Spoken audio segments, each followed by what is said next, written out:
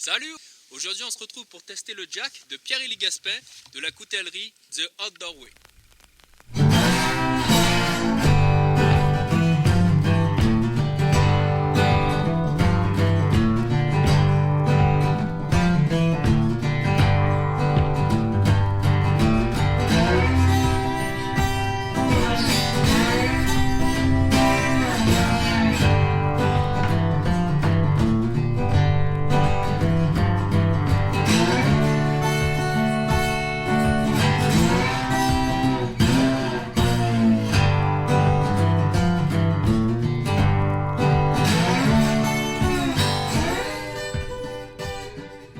Une fois n'est pas coutume, je voulais vous montrer le couteau après réception pour voir le travail vraiment parfait des finitions de Pierre-Élie qui a même poussé le vis jusqu'à mettre le fil de la même couleur que la paracorde.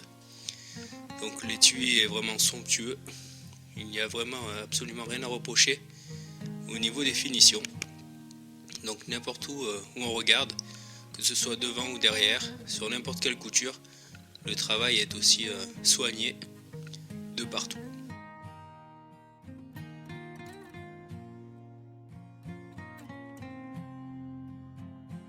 Pareil au niveau du manche, au niveau des rivets, des tubes, tout est parfaitement aligné, poncé. Le travail est vraiment très soigné sur n'importe quelle partie du couteau. On peut voir ici le travail de polissage de l'émouture. Et le tranchant se fond dans l'émouture, donc il n'y a pas de démarcation. On peut voir qu'il est vraiment identique des deux côtés. Et c'est le même bilan au niveau des intercalaires. Donc vraiment un gros travail de finition sur ce couteau. Donc quand on reçoit un couteau de Pierre-Élie, j'ai coutume de dire que c'est un travail artisanal, mais qui ressemble vraiment à un travail industriel, tellement c'est parfait, comme on peut le voir également au niveau du martyr. Après réception du couteau, je suis allé faire une série de tests hors vidéo, et j'avais demandé à Pierre-Élie de mettre un rivet creux, qu'on a vu en début de vidéo.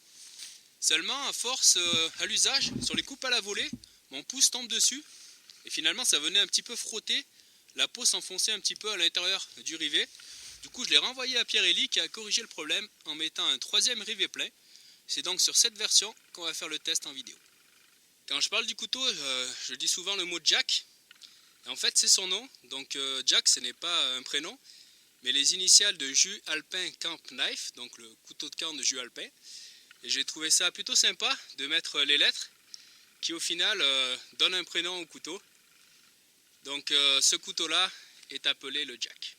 Ce couteau n'existait pas au catalogue de Pierre-Élie. En fait, quand on s'est vu au bivouac de décembre de l'année passée, on en a discuté. Et je lui ai envoyé un croquis qu'il a ensuite amélioré, on a changé 2-3 détails, etc. pour arriver sur ce design. Donc je voulais un couteau qui soit un couteau de camp avec une lame assez grosse pour pouvoir faire des grosses coupes à la volée. Au niveau de sa forme, je voulais quelque chose qui ait un angle cassé ici, un petit peu entre guillemets dans l'esprit coucri, bien que ce soit évidemment pas du tout la même courbe, mais quelque chose qui ait une lame qui soit en dessous de la ligne du manche pour avoir beaucoup d'impact lors des frappes.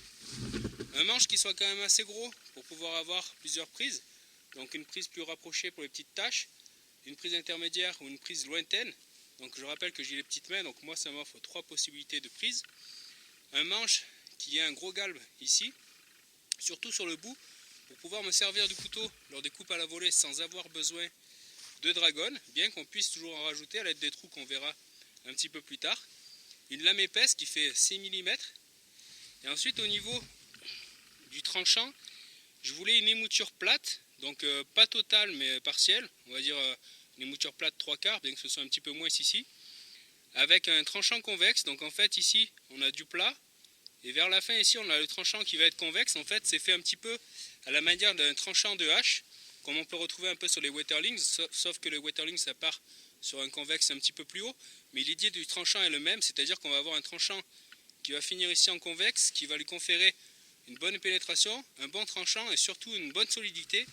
Comme c'est avant tout un couteau qui est fait pour venir faire des coupes à la volée, il faut que ce soit capable de tenir lors des frappes. Donc pour l'instant ça a été le cas jusqu'à présent, avant que je fasse la vidéo. Dans la vidéo on va voir qu'il n'y aura pas de souci également. Donc ça répond parfaitement à mes critères. On va voir un petit peu ce que ça peut donner. Dernier petit détail, je voulais un talon dépassant sur le couteau, chose que j'apprécie pour venir taper au cul ou venir casser les choses sans avoir besoin de risquer d'abîmer la lame. On a un martelage qui est fait à froid sur la lame. Donc en dehors de la raison esthétique, que j'aime beaucoup, on a surtout une protection supplémentaire contre la corrosion sur l'acier O1 qui, je le rappelle, est un acier au carbone. Et Pirelli, en bout de lame, est venu casser les angles ici, qu'on a à 90 degrés pour frotter le Firesteel, pour avoir un petit peu plus de confort si on vient à pousser en bout de lame avec le doigt. On m'a souvent posé la question dans d'autres vidéos, sur d'autres couteaux, notamment celui-ci. Donc c'est Pirelli qui l'a également fait, ainsi qu'un neck et le pisteur qu'on a déjà vu en vidéo. Donc je vais profiter de la vidéo du jack pour vous en parler brièvement. Donc celui-ci nous l'avons déjà vu en vidéo complète, je vous mettrai un lien dans la description. C'est le couteau qui s'appelle le pisteur. Il a ici un manche en ronce de noyer, une lame en acier O2 et une émouture scandinave. Celui-ci c'est un neck, donc issu également d'une commande perso. Le manche est en noyer, la lame en acier O1 et l'émouture scandinave. Et celui-ci qui aurait mérité sans conteste une vidéo à part entière. Donc c'est une commande perso qui porte mon nom, donc c'est le Joux Bushcraft Alpin. Donc il a un étui en cuir, avec ici une sangle supplémentaire si on veut le passer à la ceinture quand on porte une veste par exemple.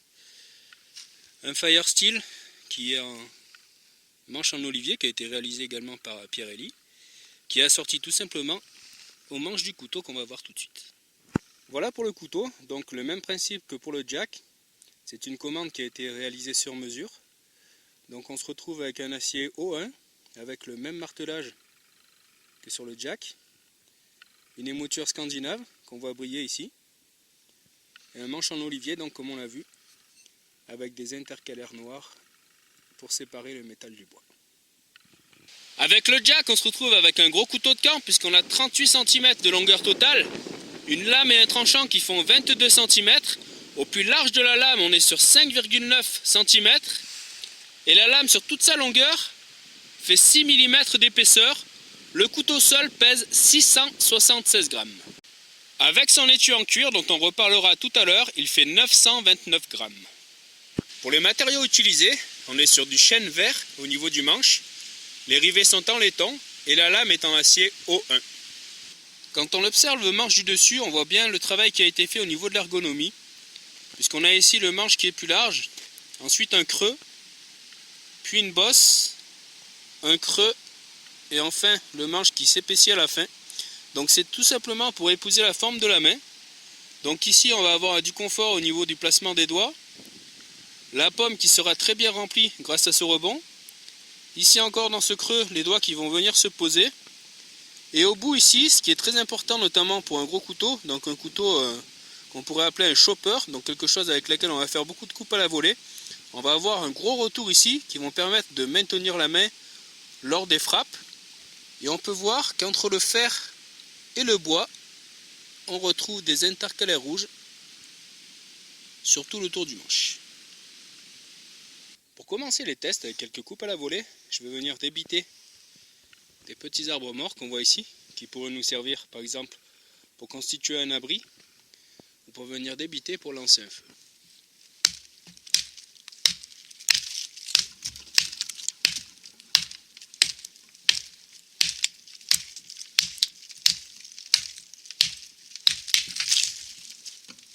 Avec le retour qu'on a ici, et l'épaisseur qu'on a au bout, on a un manche qui est vraiment très agréable pour les coupes à la volée.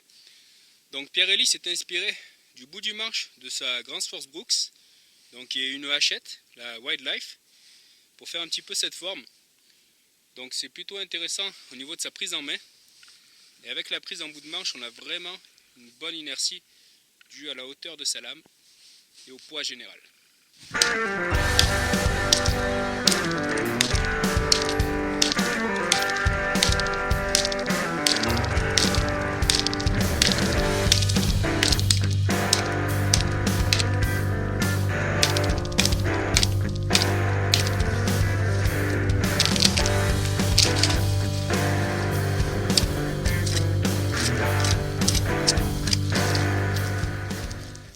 ici on a affaire à un gros chopper. On a vraiment une très bonne prise en main, un très bon impact et un tranchant qui résiste vraiment. Donc sur la branche la plus grosse que j'ai débité ici, je vais venir faire les coupes de couteau de camp avec des frappes à 45 degrés pour débiter cette section en plusieurs parties. Je vais commencer par la partie la plus fine, la plus basse, puis on remontera ensuite.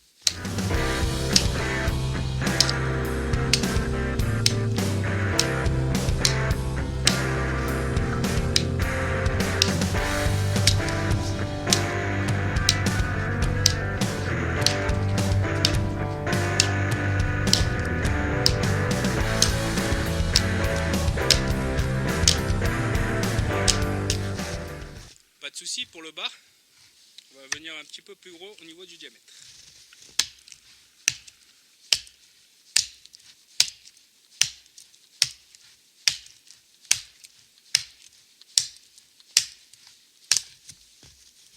Pas de souci non plus. Donc bien efficace sur les coupes à la volée et également sur ce type de coupe. On va voir un petit peu ce que peuvent donner ces 6 mm d'épaisseur pour venir bâtonner cette branche qu'on vient donc de redébiter en section. Le gros avantage qu'on va avoir, c'est qu'on va avoir une lame qui est vraiment longue. Donc sur les sections les plus classiques, on n'a pas besoin de venir chercher le manche. C'est la raison pour laquelle j'ai mis un manche en bois et pas en micarta. On va avoir suffisamment de longueur devant pour passer à travers sans aucune difficulté grâce à ces 6 mm d'épaisseur.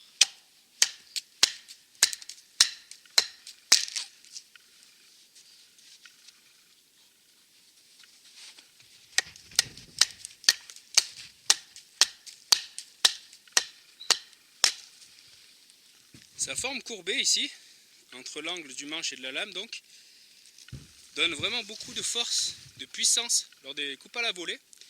Et également intéressant lors du bâtonnage comme on vient juste de faire. Puisqu'en fait on va tout simplement avoir d'office le manche qui est un petit peu plus bas que la lame. Donc souvent sur les couteaux lorsqu'on tape, on a tendance à avoir le manche qui se relève très haut. Donc sur les couteaux qui ont le même dos entre la lame et le manche, on a souvent tendance après quelques coups à avoir directement le manche en l'air. Ici ça permettra d'avoir un tout petit peu de marge qu'on va pouvoir ensuite rattraper. Donc même en étant comme ça, j'ai quand même le manche bien à plat pour venir bâtonner. Autre point positif au niveau de sa forme, pour les toutes petites refeintes, si on ne veut pas bâtonner par le dessus, si toutefois le morceau est trop fragile, on pourra toujours venir se placer à la façon d'une hachette ici, en tenant le couteau et en se servant donc de ce galbe que nous offre le manche pour venir placer la main, et de l'arrondi qu'on a ici en bout de lame. Donc on va pouvoir venir placer son couteau de cette manière pour commencer à fendre le bout de bois. Voilà, on va pouvoir venir fendre le bois façon hachette.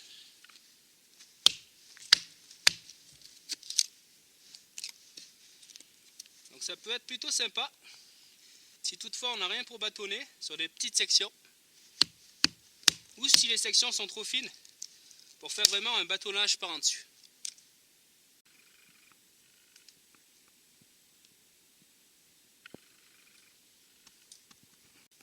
Toujours sur les coupes à la volée, je vais venir ébrancher cette section. Donc ça peut être de grande utilité d'avoir un chopper pour ce genre de tâche.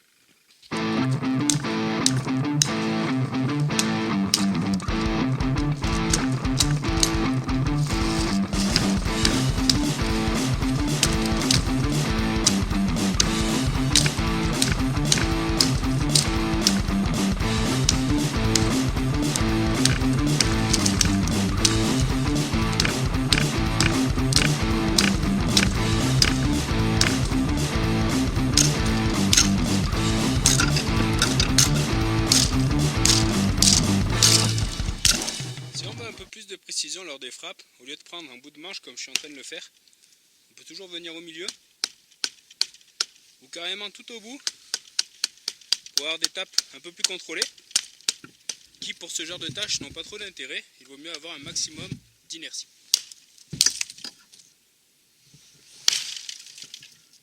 Dans mes critères, ce qui fait un bon couteau pour les coupes à la volée, ou autrement dit chopper, c'est pas seulement la force de son impact ou la pénétration du tranchant, c'est aussi énormément sa prise en main.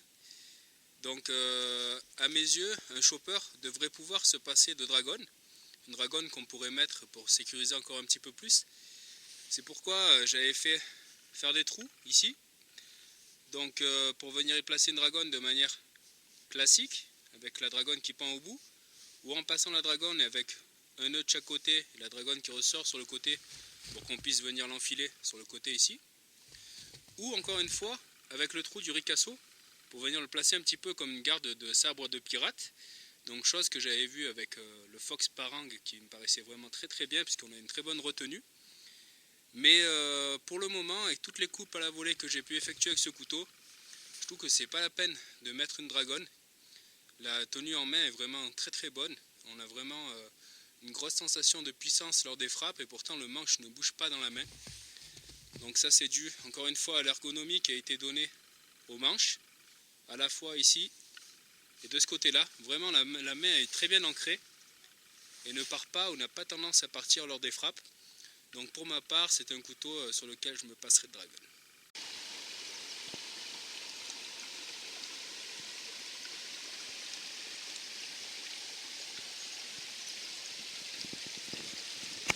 Pour son équilibre, PE a œuvré pour avoir quelque chose qui ne soit pas trop porté en avant non plus, bien qu'on puisse réaliser, comme on l'a vu, de très belles coupes à la volée. Donc généralement sur les couteaux, on a un équilibre qui se situe à peu près au niveau du premier rivet. Donc là, c'est pas le cas puisqu'on va avoir beaucoup de poids dans la lame. Mais on a quelque chose d'assez intéressant puisqu'on va se retrouver avec le point d'équilibre qui se situe au tout début du tranchant, duquel finalement on n'est vraiment pas loin lorsqu'on vient prendre ici en prise forte. Donc c'est un couteau qui a vraiment un très bon poids en avant pour les coupes à la volée et qu'on sent vraiment puissant lorsqu'on va le prendre en bout de manche ici, mais qu'on va quand même pouvoir utiliser sur les coupes plus classiques de couteau, ce qui est vraiment très intéressant pour une lame de ce gabarit, de plus que le galbe du manche ici tombe très bien dans le creux de la main. Alors on va commencer par un petit peu d'écorsage avec cette prise. Donc le tranchant est vraiment excellent et très fin comme on l'a vu. Malgré le fait que le couteau s'épaissit rapidement, on va rentrer dans le bois avec une grande aisance, pouvoir enlever de l'écorce, venir se constituer une pointe sans difficulté et avec un confort qui est vraiment étonnant pour le gabarit du couteau au plus près de la lame.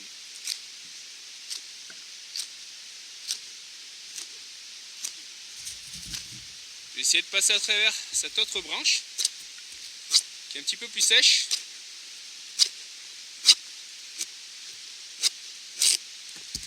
Voilà, le bilan est le même. On arrive sans difficulté à ce type de travail. Alors, bien entendu, même si le couteau reste très agréable dans cette position, ça sera moins évident à manier qu'un couteau beaucoup plus petit et beaucoup plus léger.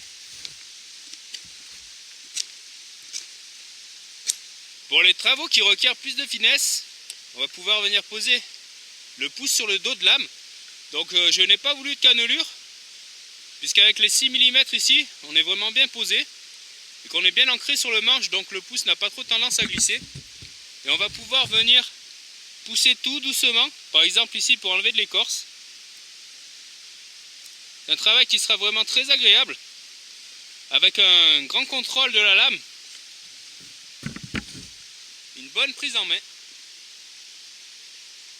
Les doigts rentrent bien au niveau de la forme ergonomique ici, mais également sur celle-ci, qui au passage fait office de garde, donc une garde assez conséquente, il n'y a vraiment aucun risque que l'on vienne se couper, d'autant plus que les premiers centimètres ici du ricasso ne sont pas affûtés.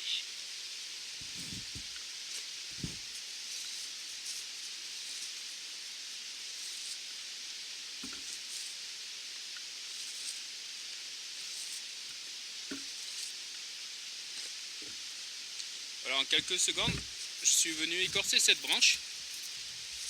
Donc le travail est vraiment agréable avec cette lame et ce tranchant.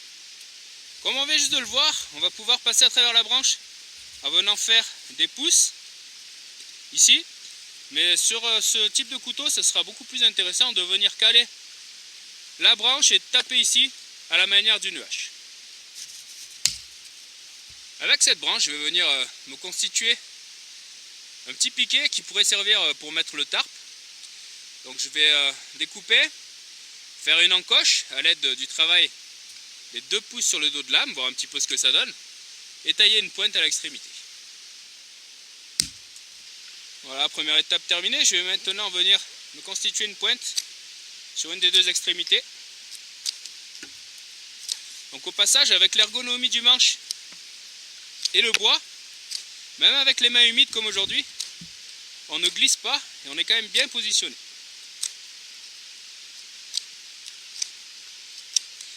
Pour ce genre de coupe, en coupe inversée, on va avoir un petit creux ici qui vont permettre de venir faire des coupes plus puissantes,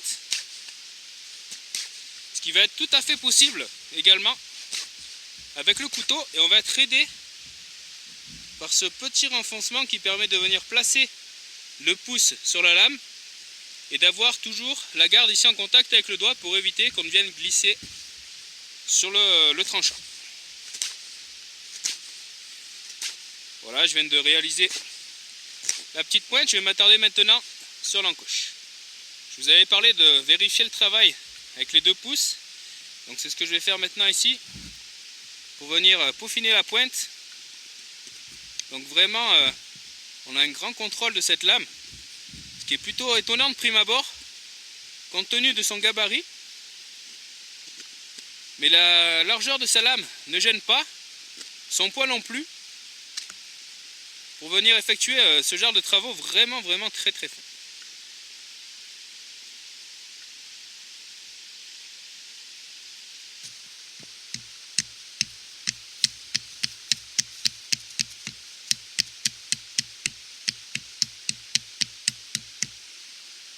Maintenant que je suis venu faire mon trait pour l'encoche, je vais pouvoir venir travailler à l'aide de la coupe avec les 2 pouces et du tranchant pour créer mon encoche.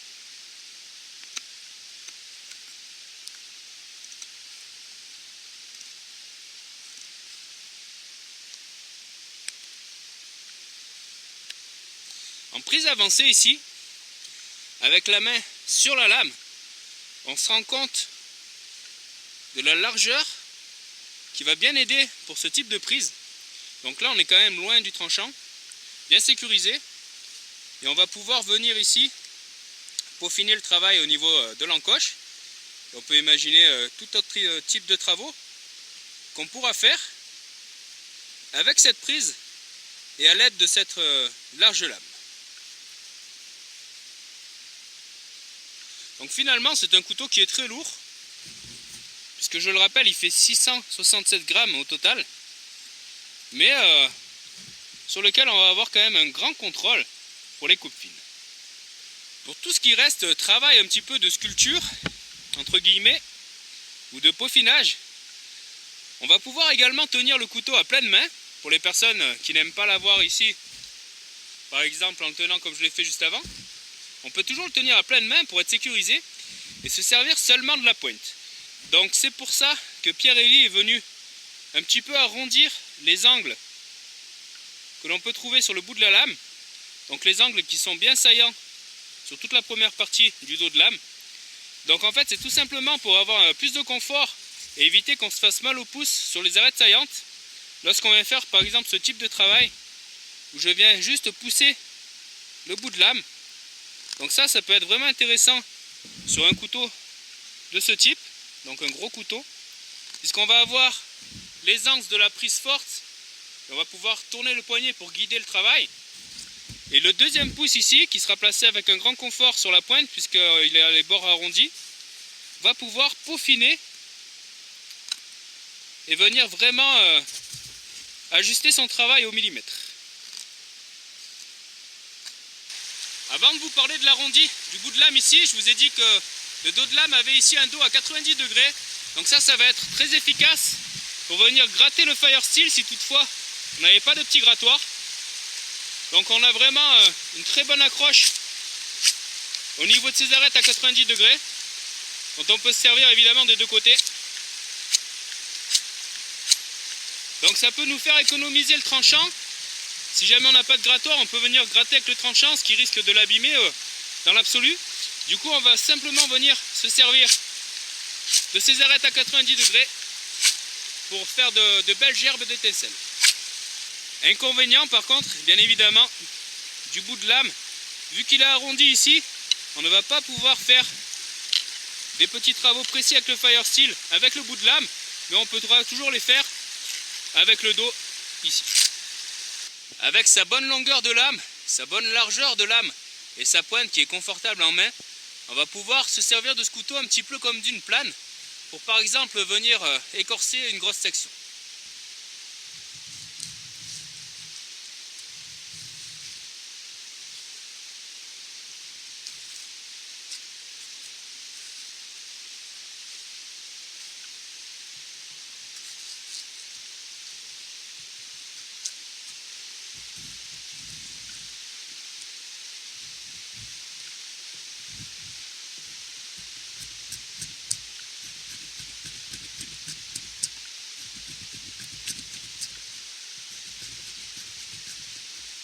Bien évidemment, c'est un geste à faire avec beaucoup de précaution, puisqu'on envoie le tranchant de la lame vers soi et qu'on a quand même la lame dans les mains. Mais grosso modo, avec ce couteau, on va être quand même bien placé. Donc pour faire le travail, soit en venant tirer vers soi, même en poussant, pourquoi pas, puisqu'on a toujours une très bonne prise ici, qu'on soit dans une main ou dans l'autre, vu qu'on a le manche à pleine main, on va quand même avoir un grand contrôle sur le couteau. On va pouvoir se servir de cette méthode pour venir écorcer comme on l'a vu, ou commencer à entamer des replats, toujours avec cette méthode entre guillemets de plane. Toujours pour rester dans les travaux assez faits, on va voir ce que peut donner le jack pour faire des feather sticks. Donc son tranchant convexe, qui est très fin encore une fois, va venir soulever des fins copeaux. Et on va se retrouver avec la même chose que tout à l'heure au niveau de sa prise en main. Une prise en main qui est agréable ici, très proche de la lame. Donc finalement on va avoir quand même un grand contrôle pour venir créer des petits hérissons. Plus la lame est bien longue, du coup on va pouvoir bien aller chercher en arrière pour ramener le couteau vers l'avant. Donc voilà, on peut voir vraiment les tout petits frisottis que forme la lame. On va voir ça d'un peu plus près. On peut vraiment arriver à quelque chose de très contrôlé en venant se servir de ce tranchant. Bon, pour ce genre de travaux, le poids du couteau ne va pas gêner, bien qu'évidemment il faille quand même une prise assez ferme pour le contrôler.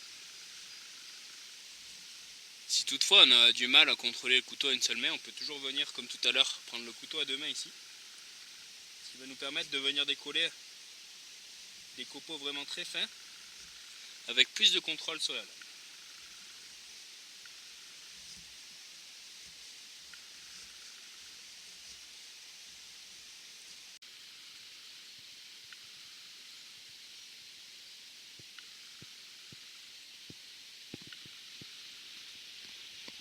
Avec une lame aussi large et aussi épaisse, on peut très bien venir planter ses piquets avec le dos de lame.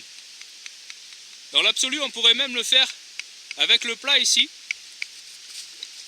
Mais j'ai demandé quand même à avoir un petit talon dépassant, ce que j'apprécie bien sur les couteaux, puisqu'on va toujours pouvoir venir marteler et éviter dans l'absolu d'abîmer la lame. Au niveau du design, on peut voir que le talon se finit bien à plat ici, donc avec la petite courbure ici. Donc cette courbure là est faite pour ne pas gêner lorsqu'on va venir faire des coupes à la volée, si on avait à prendre le couteau ici, donc ce qui n'est pas forcément inutile étant donné qu'on a déjà une grosse inertie, mais si on avait à venir prendre le couteau tout en bout de manche à l'aide d'une dragonne cette fois-ci, le rebord ici ne gênerait pas lors des frappes, et le fait que ce soit bien aligné permet d'avoir le poignet bien droit dans l'axe du reste du manche et de ne pas avoir à venir chercher à tordre le couteau pour venir marteler. Autre détail, on peut voir ici qu'avec la bonne ergonomie du bout du manche, la main n'a pas tendance à glisser comme ça pourrait être le cas sur d'autres couteaux qui n'ont pas de retour ici. Et on viendrait marteler la main. Donc ici on est vraiment bien ancré à la fois dans cette zone là et dans celle-ci pour venir taper en toute sécurité.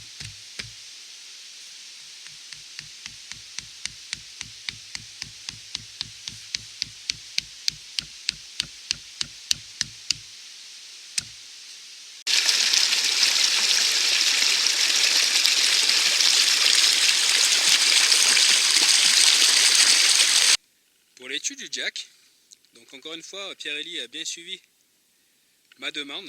Donc j'avais demandé un étui tout cuir avec le passant qui ne permette pas aux manches d'être au-dessus de la ceinture, un ton bicolore et un tressage sur le côté en paracorde. Donc ça correspond exactement à ma demande, sachant que c'est Pierre-Élie qui a teint le cuir. Donc il a le cuir qui est brut et c'est lui qui donne les couleurs et qui le travaille ensuite. Donc c'est du cuir qui est bien épais, bien rigide, qui a été moulé aux formes du couteau. On peut remarquer les finitions exemplaires qu'on a vues déjà en tout début de vidéo et la jolie teinte un petit peu vieux cuir qui a été donnée. Pour la paracorde, c'est avant tout esthétique, mais ça peut également servir de petite réserve. Si vraiment on en a besoin, on peut toujours venir défaire le nœud où il y a une petite perle pour venir s'en servir. Ça ne changera rien à l'étui, sachant qu'il a été cousu de part et d'autre des trous qui maintiennent la paracorde. Concernant les coutures toujours, on peut remarquer que le passant ceinture a été cousu avec pas mal de points de couture pour venir supporter l'ensemble du poids de l'étui et du couteau, qui je le rappelle au total fait 929 grammes. Donc avec toutes ces coutures, aucun risque que ça bouge. Et le passant ceinture a le même traitement de qualité, les mêmes finitions, et permet de passer vraiment des ceintures de diverses tailles. En tout cas, aucun souci sur ma ceinture en cuir. Et tout en bas de l'étui, on va retrouver un petit trou, un petit peu dans l'esprit étui en kydex, pour évacuer un surplus d'eau qui viendrait se mettre dans l'étui. Cet étui est en rétention chaussette, c'est-à-dire qu'il n'y a aucun système de blocage, simplement le frottement du cuir et du bois qui vont venir tenir le couteau à l'intérieur. Donc ici, comme c'est moulé, on peut remarquer que ça vient s'insérer pour rester en place.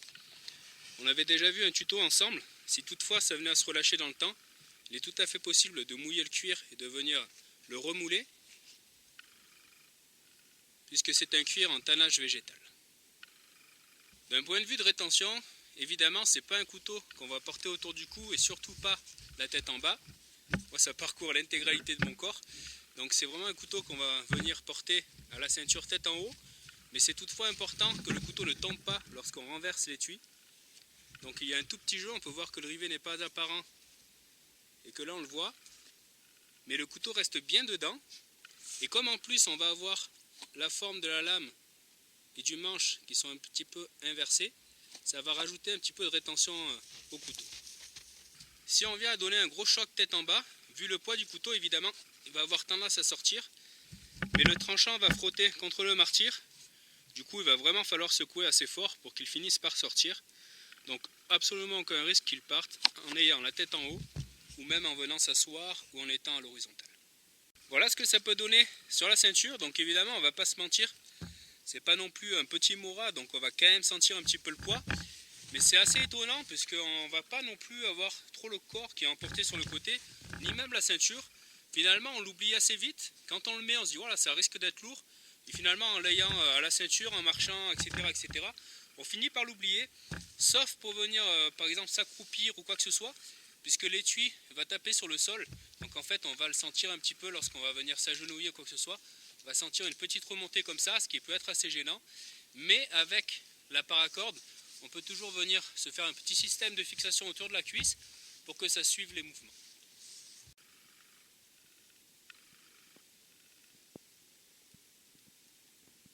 L'étui du jack est donc dans la même idée que celui de l'autre couteau perso que j'ai depuis un moment.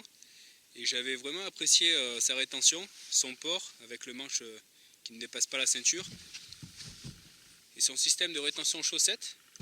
Donc là ça fait très longtemps que j'ai ce couteau, pas loin de 2 ans et la rétention est toujours vraiment excellente. J'ai jamais eu à le remouler.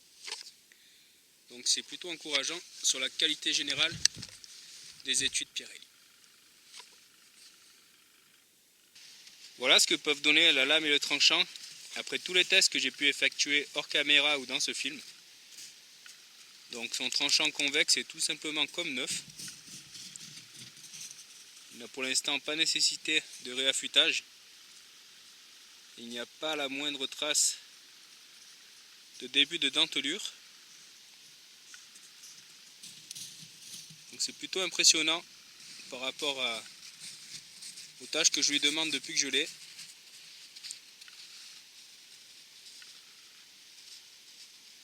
Aucun souci au niveau de la qualité de fabrication.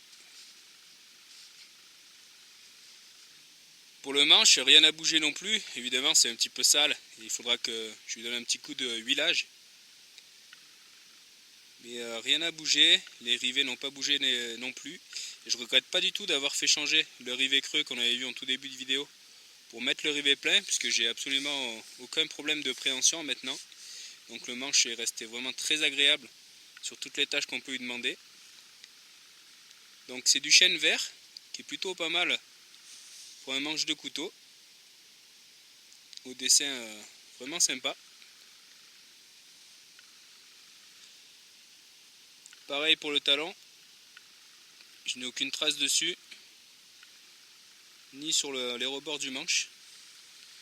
Donc vraiment un couteau qui va être fait pour durer toute une vie, et beaucoup plus même.